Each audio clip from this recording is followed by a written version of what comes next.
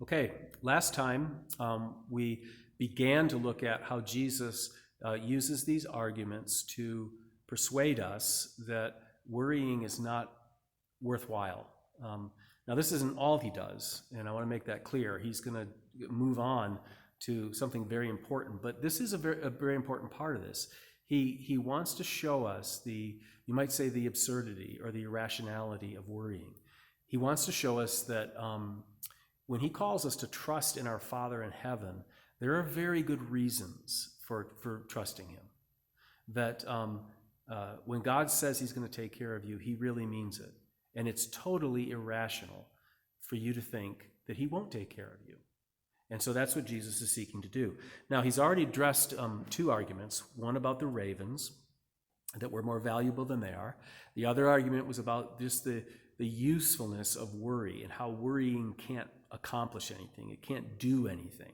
And so we shouldn't be so committed to it, and yet we are. Now, his third argument here in verse 27 then has to do with the clothing and the provision for us. And so he says, consider the lilies. Now, again, this is an argument from the lesser to the greater. How they grow. They neither toil nor spin. Now, again, these are things that are less valuable than you. They're not working. They're not doing anything to take care of themselves. Yet, I tell you, even Solomon in all his glory was not arrayed like one of these. Now, that's pretty interesting because this tells us that God not only clothes the lilies, but he does it extravagantly. I mean, he does it to make them so beautiful that Solomon doesn't even compare to the lilies. And he goes on to say, now here's the argument, but if God clothes the grass, which is what lilies essentially are, it's just grass, which is alive in the field today and tomorrow is thrown in the fire. See how temporary it is? It's just grass. It doesn't have a soul. It's not permanent. But yet, if he clothes the lilies in this way, how much more? You see the argument from the lesser to the greater. If he does this for these lesser valuable things, then how much more?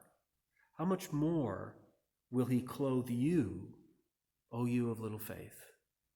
And so what Jesus is doing here is he's showing us that if God sees fit, and God owns everything. He can snap his fingers and, make gold if he wants to. But if he sees fit to take this grass that's here today, gone tomorrow, and make it so beautiful, to clothe it so richly and so beautifully, then surely, when he sees one of his children that he loves, one of his children that will be somewhere forever, a human being made in his image, a child of God, one that he has sent his son Jesus to die for, one that he's adopted into his family, one who is his disciple, one who he set his love on from eternity past, one that he plans to have fellowship for all eternity with. When he sees one of his own children, and one of his own children aren't clothed, will he not? How much more will he not? How much more will he not clothe you? And Jesus gets down to what really is the problem here. It's a matter of faith, isn't it? It's not believing in the goodness of God as our Father. It's not believing that he will do for us what is perfectly logical in our own minds. I mean, I'm a parent, and I think it would be absurd for me to imagine that I wouldn't take care of my child. It's just as absurd for you to imagine that your Heavenly Father won't take care of you. Now, he may not give you everything you want. In fact, I think our wanter has to be readjusted, recalibrated to some degree in the world we live in today. And that's part of what I hope to accomplish as I do these devotions. But he will give me what I need. And I look back at my own life, and I've never gone without clothes. I've never gone without food, very rarely. And so I think we can trust him. And that's what Jesus is the point he's making, is that if God is this way, if he does these things, then he surely will do these things for you.